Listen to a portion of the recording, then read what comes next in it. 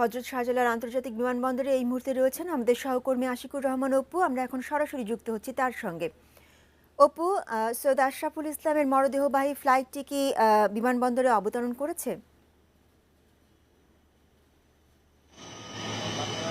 উর্মি উর্মি আমরা এখনো অপেক্ষা করছি হযরত শাহজালাল আন্তর্জাতিক বিমানবন্দরে কিছুক্ষণের মধ্যে সৈয়দ আশরাফের মরদেহবাহী যে বিমানটি সেটি এসে পৌঁছাবে।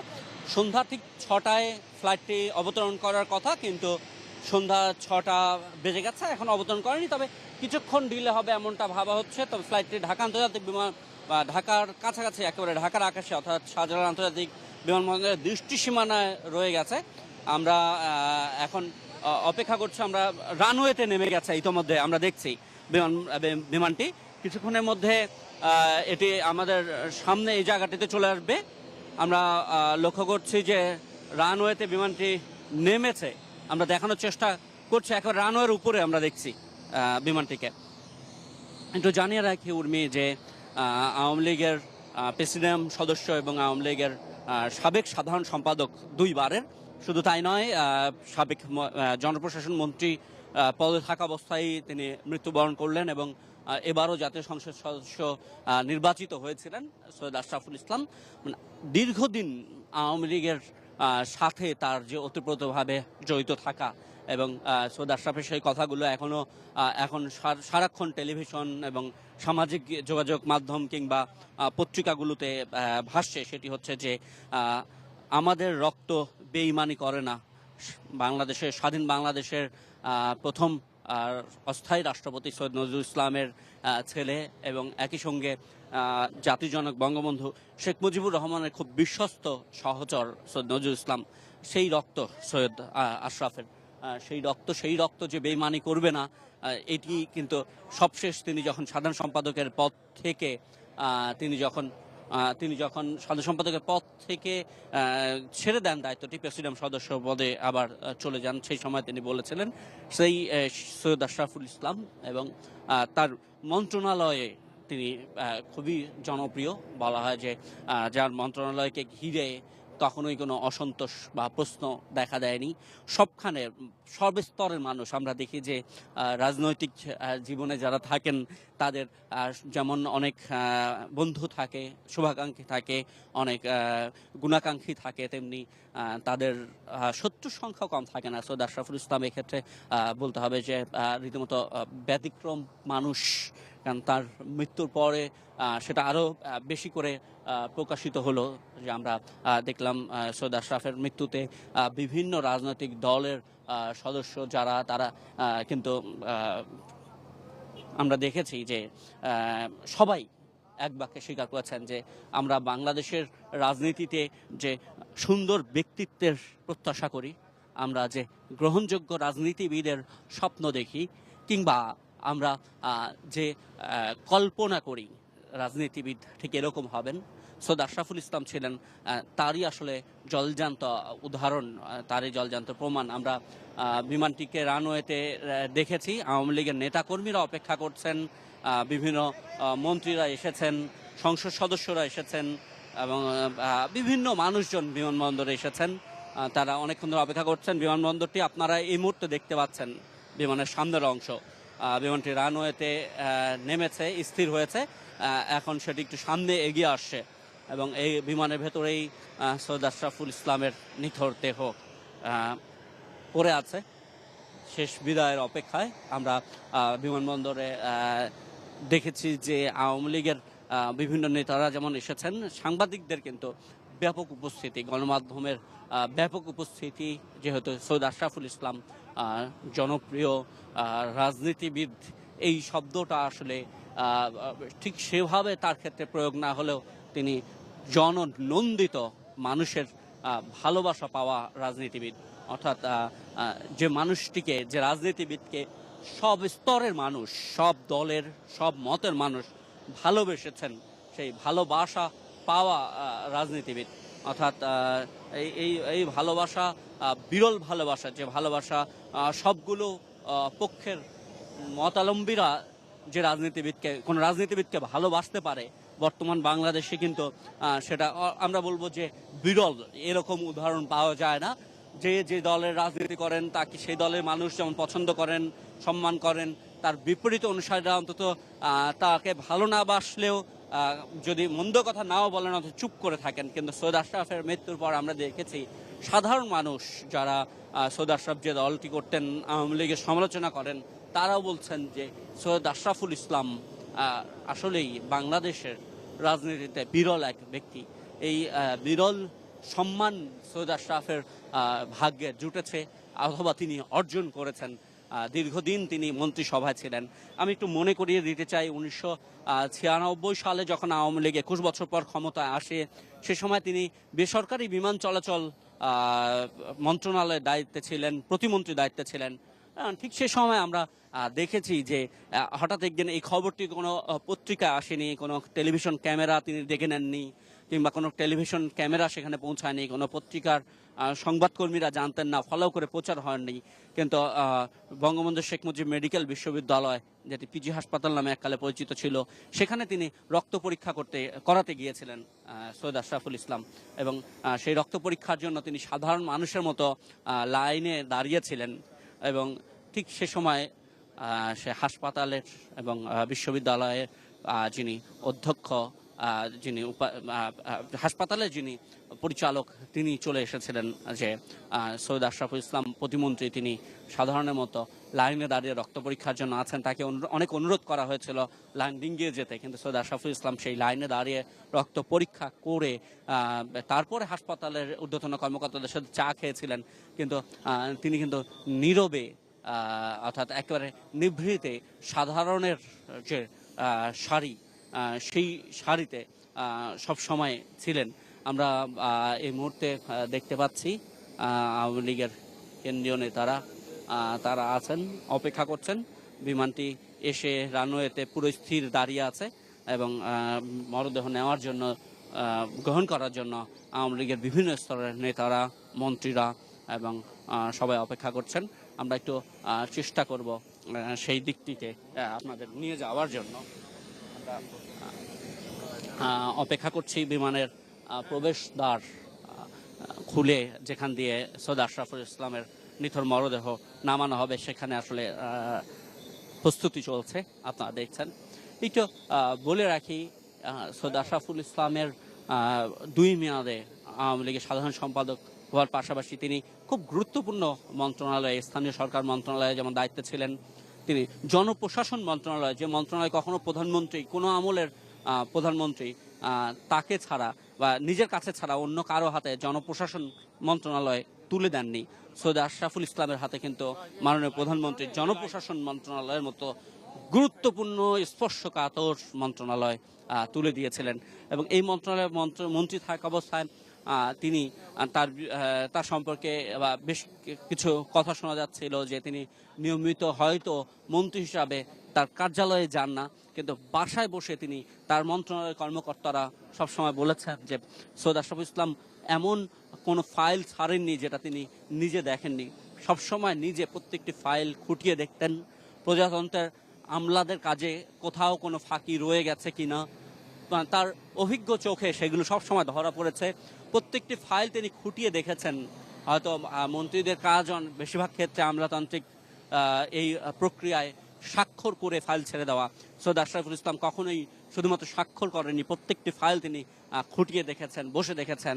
এবং মন্ত্রীদেরকে কেন্দ্র করে যে সবসময় আমরা জানি দেন দরবার, সেই দেন দরবারের কথা আমরা কখনোই সৈয়দ আশরাফকে কেন্দ্র করে শুনিনি। এবং সবসময় তিনি খুব সাধারণ বেশভূষায় থাকতেন। গ্রামের বাড়িতে যখন যেতেন একটা লুঙ্গি গেঞ্জি পরে বা লুঙ্গি পাঞ্জাবি পরে খুব সাধারণের মতো তিনি বাসায় থাকতেন। এবং এই কথাগুলো এখন মিথের মতো মনে হয় বাংলাদেশের রাজনীতিতে, বাংলাদেশের যে রাজনৈতিক সংস্কৃতি, তাতে সৈয়দ আশরাফ আসলে রূপকথা। সৈয়দ আশরাফ নিঃসন্দেহে বাংলাদেশের রাজনীতিবিদদের জন্য যেমন অনুকরণীয়, আবার এক অর্থে স্বপ্নের ঘরে থাকার মতো একটা বিষয়। কারণ সৈয়দ আশরাফের মতো রাজনীতি, সৈয়দ আশরাফের মতো পরিচ্ছন্ন রাজনীতি করা, কিংবা সৈয়দ আশরাফের মতো পরিচ্ছন্ন মানুষ হিসাবে থাকা, এটি বাংলাদেশে অনেকেই বিশ্বাস করেন সম্ভব না।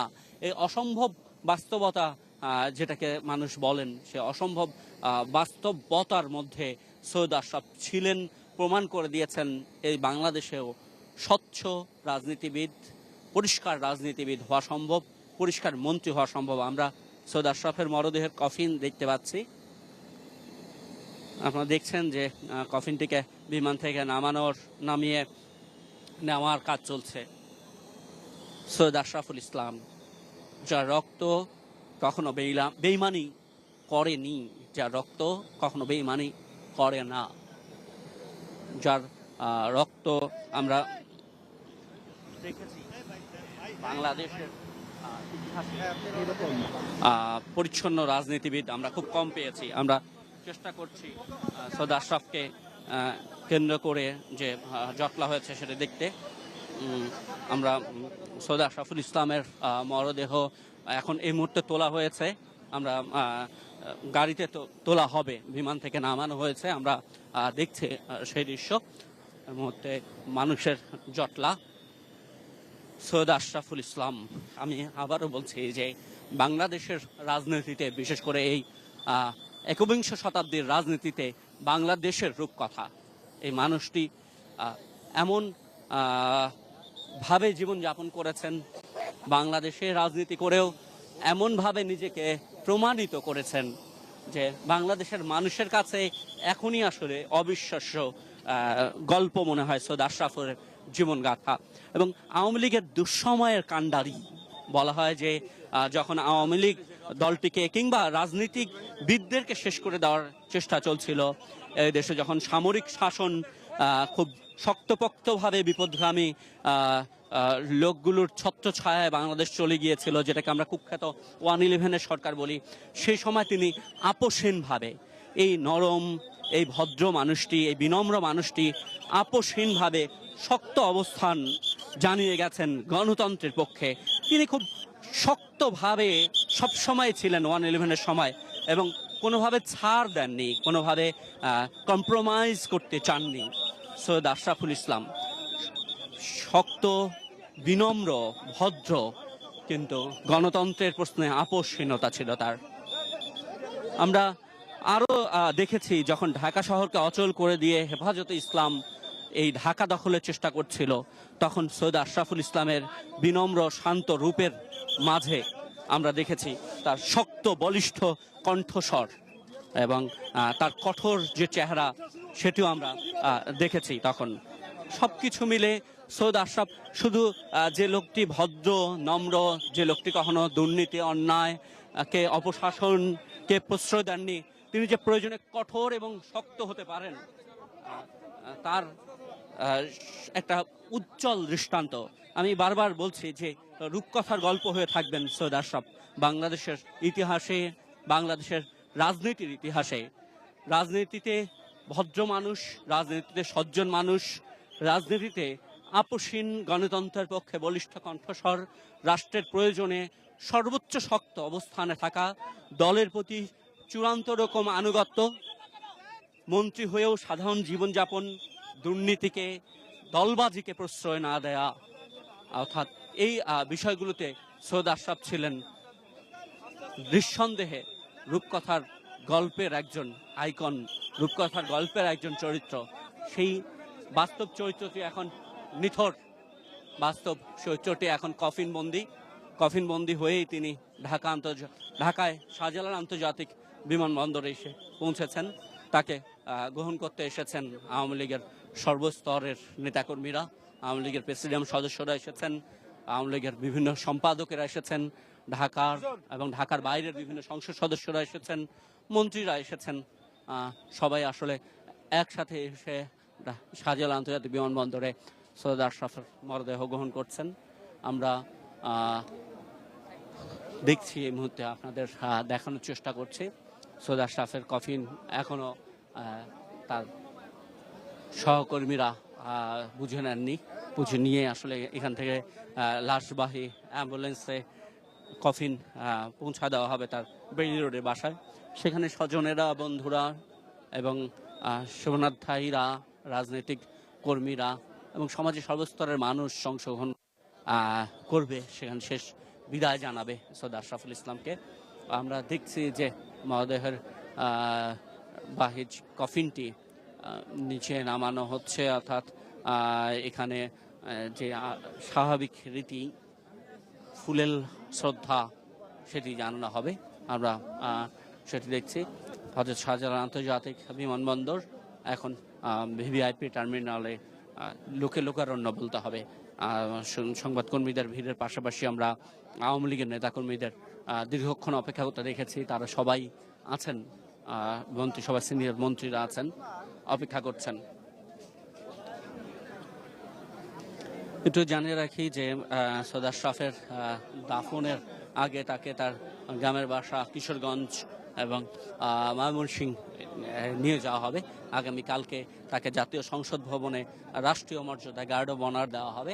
সৈয়দ আশরাফুল ইসলামের যে গল্পগাথা বললাম, অর্থাৎ মন্ত্রী হিসাবে, রাজনীতিবিদ হিসাবে, দলের দুঃসময়ে তাকে সাধারণ সম্পাদকের দায়িত্ব দিয়েছিলেন আওয়ামী লীগের কেন্দ্রীয় নেতারা, মানে আওয়ামী লীগ সভানেত্রী শেখ হাসিনা তার হাতেই তুলে দিয়েছিলেন এই দায়িত্ব। এর বাইরেও সৈয়দ আশরাফের বীরত্ব গাথায় যুক্ত হবে একটি ইতিহাস, সেটি হচ্ছে বীর মুক্তিযোদ্ধা সৈয়দ আশরাফুল ইসলাম। বাবা সৈয়দ নজরুল ইসলাম তখন মন্ত্রিসভার সদস্য, বাবা সৈয়দ আশরাফুল ইসলাম নজরুল ইসলাম তখন অস্থায়ী রাষ্ট্রপতি হয়ে গেছেন। বাংলাদেশের স্বাধীন বাংলাদেশের বঙ্গবন্ধুর অনুপস্থিতিতে অস্থায়ী রাষ্ট্রপতির দায়িত্ব নিয়েছেন, কিন্তু তার সন্তান হয়েও সরাসরি সম্মুখ যুদ্ধে অংশগ্রহণ করেছেন সৈয়দ আশরাফুল ইসলাম। সেই বীর মুক্তিযোদ্ধা সৈয়দ আশরাফুল ইসলাম যখন দেখলেন যে বাংলাদেশের মাটিতেই তার বাবা সহ জাতীয় চার নেতাকে এবং জাতির জনক বঙ্গবন্ধু শেখ মুজিবুর রহমানকে নির্মমভাবে হত্যা করা হয়েছে, এবং মূলত 1975 সালের 15ই আগস্ট এবং 3 নভেম্বর ভয়াবহ যে দুটি হত্যাকাণ্ড হয়েছিল, তারপরে সৈয়দ আশরাফুল ইসলাম লন্ডনে পাড়ি জমান এবং সেইখানে দীর্ঘদিন ছিলেন। লন্ডনের লেবার পার্টির রাজনীতির সঙ্গেও জড়িয়ে পড়েছিলেন এবং লেবার পার্টির রাজনীতি করার পর লেবার পার্টি থেকে নির্বাচনে অংশগ্রহণ করার কথাও শোনা যাচ্ছিল। ঠিক সেই সময় বাংলাদেশ আওয়ামী লীগের ডাকে তিনি আবারও বাংলাদেশে চলে আসেন এবং বাংলাদেশ আওয়ামী লীগের হয়ে রাজনীতিতে অংশগ্রহণ করেন এবং ধীরে ধীরে এক সময় সৈয়দ আশরাফুল ইসলাম আমরা জানি যে বাংলাদেশ আওয়ামী লীগের সাধারণ সম্পাদক ছিলেন। আমরা দেখছি আওয়ামী লীগের প্রেসিডিয়াম সদস্য মতিয়া চৌধুরী, আমরা দেখছি জাহাঙ্গীর কবির নানক, আমরা আওয়ামী লীগের কেন্দ্রীয় নেতাদের দেখছি।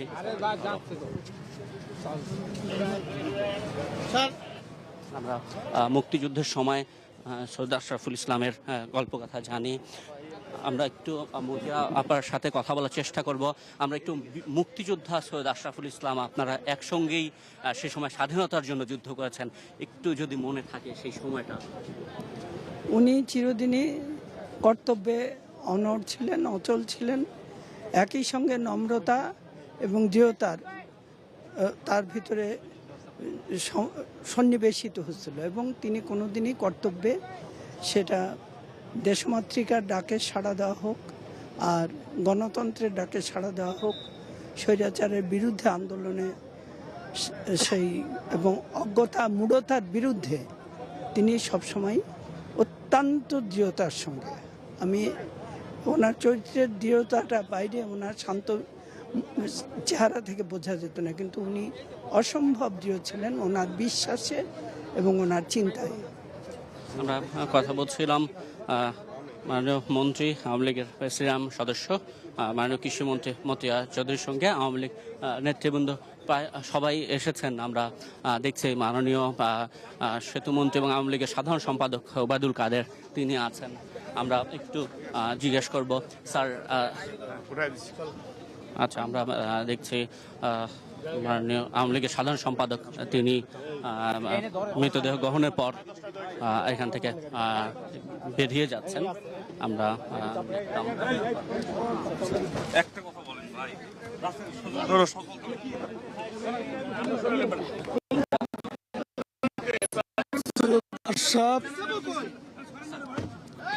সৈয়দ আশরাফ দেশের রাজনীতিতে এক বিরল ব্যক্তিত্ব, একজন সৎ পরিচ্ছন্ন নেতা হিসাবে শুধু আমাদের দল নয়, দলের বাইরেও তার সুনাম ছিল সর্বব্যাপী। তিনি একজন কমিটেড লিডার ছিলেন এবং সারা জীবন তিনি দলের জন্য, একটি আদর্শের জন্য, বঙ্গবন্ধুর চিরবিজয়ী আদর্শের পতাকা হাতে এগিয়ে গেছেন। আমাদের নেত্রী তার গুণাবলীতে মুগ্ধ হয়ে তার যোগ্যতা, দক্ষতা এবং তার কমিটমেন্টের জন্য আমাদের নেত্রী শেখ হাসিনা তাকে পরপর দুবার দলের সাধারণ সম্পাদকের দায়িত্ব দিয়েছিলেন। তিনি আজ নেই। আমাদের এক অপূরণীয় ক্ষতি হলো। এ ক্ষতি সহজে পূরণ হবার নয়। রাজনীতি অনেকেই করেন, কিন্তু এদেশের রাজনীতিতে খুব বেশি ভালো মানুষের সংখ্যা খুব বেশি নয়। এদের মধ্যে সৈয়দ আশরাফ একজন বিরল ব্যক্তি। কথা বলছিলাম আওয়ামী লীগের সাধারণ সম্পাদক মাননীয় সেতুমন্ত্রীর সঙ্গে, এবং যিনি সৈয়দ আশরাফুল ইসলামের পরে আওয়ামী লীগের সাধারণ সম্পাদকের দায়িত্ব পান, তিনি স্মরণ করছিলেন সৈয়দ আশরাফুল ইসলামকে। আপনারা দেখছিলেন। একটু জানিয়ে রাখি যে মৃতদেহবাহী কফিনটি এখনো এই যে বিমানবন্দরে আছে, সেটি কিছুক্ষণের মধ্যে নিয়ে যাওয়া হবে বেইলি রোডের বাসায়। আমরা এখনো দেখছি যে মরদেহবাহী যে অ্যাম্বুলেন্সটি সেটি আছে।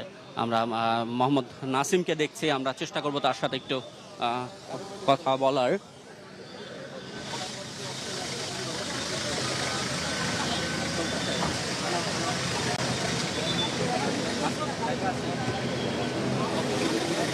আমরা চেষ্টা করব মোহাম্মদ নাসিমের সাথে কথা বলতে।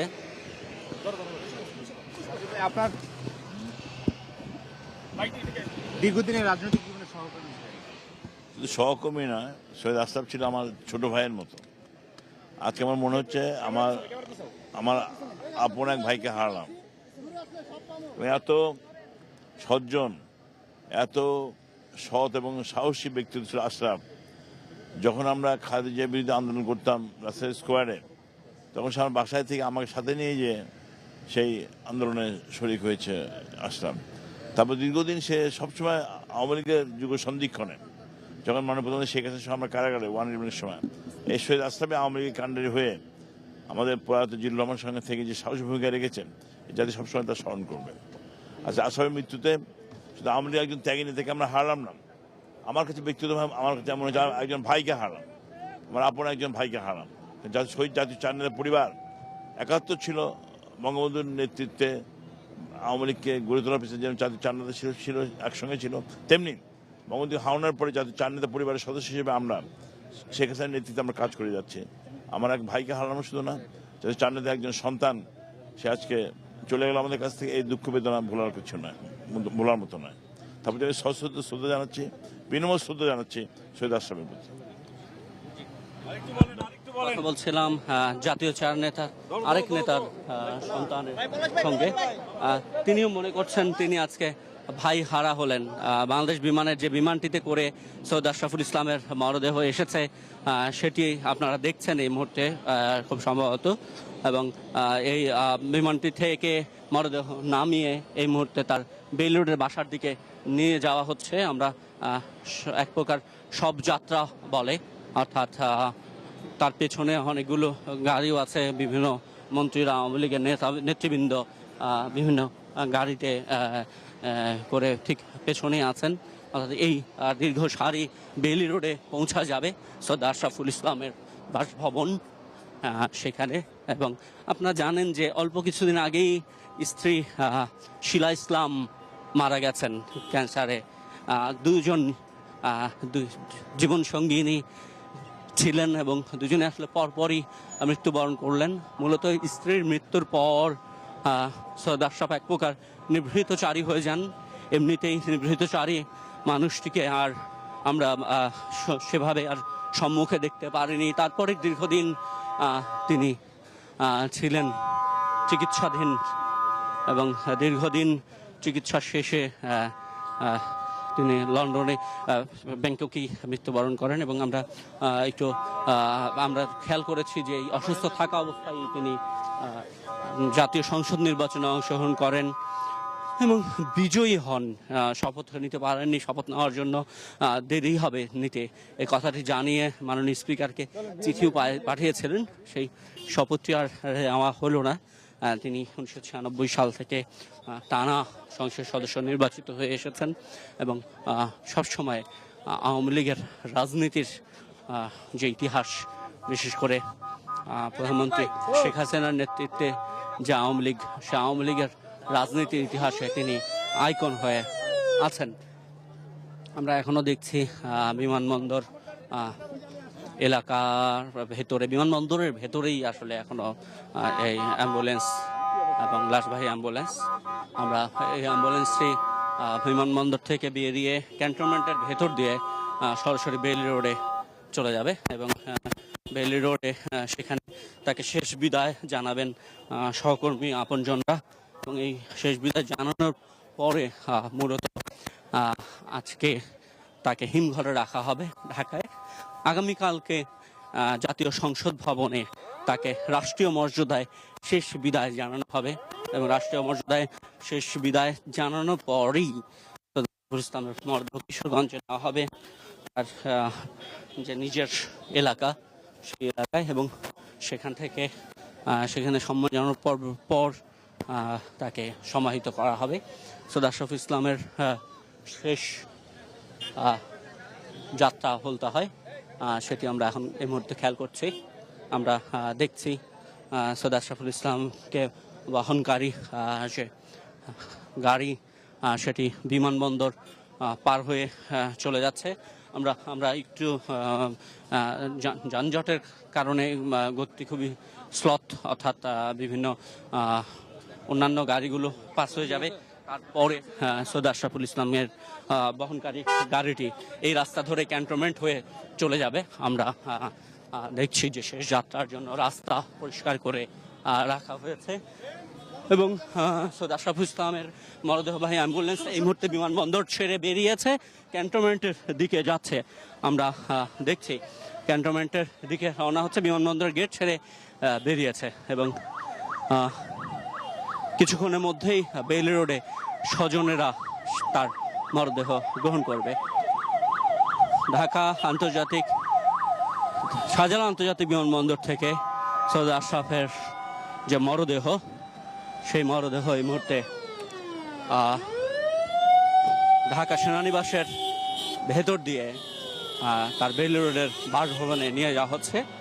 এই আমি এতক্ষণ ধরে বলার চেষ্টা করলাম যে রূপকথার গল্পের মতো একজন নেতা, বলা হয় যে রূপকথার গল্প থেকে উঠে আসা অনেক চরিত্র, সৈয়দ আশরাফ যেন ঠিক সেরকম একটা চরিত্র। ৭১-এর মুক্তিযুদ্ধে অস্থায়ী রাষ্ট্রপতির সন্তান হয়েও অংশগ্রহণ করা এবং ঠিক সেই জায়গা থেকে মুক্তিযুদ্ধের পরে পিতা হত্যা, জাতির পিতা হত্যার পর লন্ডনে পাড়ি জমানো, সেখানে রাজনীতিতে সফল একজন ব্যক্তি, বাংলাদেশ আওয়ামী লীগের প্রয়োজনে, বাংলাদেশের প্রয়োজনে আবারও এসে দলের হাল ধরা, দলের দুর্দিনে বারবার বলিষ্ঠভাবে দলকে সমর্থন করা, গণতন্ত্রের পক্ষে থাকা এবং শেষ পর্যন্ত তিনি প্রমাণ দিয়েছেন সৈয়দ আশরাফুল ইসলামের রক্ত বেঈমানি করে না, সৈয়দ আশরাফুল ইসলামের রক্ত বেঈমানি করেনি। এবং এই যুগেও বেঈমানি না করা মানুষেরা রাজনীতিতে উজ্জ্বল দৃষ্টান্ত হতে পারেন। এই যুগেও ক্ষমতায় থেকে অর্থ সম্পদ কমে যেতে পারে, স্ত্রীর চিকিৎসার জন্য পৈতৃক জমি বিক্রি করতে হতে পারে, এইসব বিরল দৃষ্টান্ত স্থাপন করে সৈয়দ আশরাফুল ইসলাম বিদায় নিলেন শারীরিকভাবে, কিন্তু পুরো বাংলাদেশের জন্য একটা বড় শিক্ষা, একটা বড় দীক্ষা, একটা বড় উদাহরণ রেখে গেলেন। উর্মি, ধন্যবাদ অপু আপনাকে। দর্শক, আমাদের সঙ্গে ছিলেন সহকর্মী আশিকুর রহমান অপু। তিনি আমাদের সাথে যুক্ত হয়েছিলেন হযরত শাহজালাল আন্তর্জাতিক বিমানবন্দর থেকে, যেখানে সৈয়দ আশরাফুল ইসলামের মরদেহবাহী ফ্লাইটটি ইতিমধ্যে অবতরণ করেছে এবং মরদেহটি এখন তার বেইলি রোডের বাসভবনের দিকে নিয়ে যাওয়া হচ্ছে। এরপরে আজ রাতে তার মরদেহ সম্মিলিত সামরিক হাসপাতালের হিমঘরে রাখা হবে।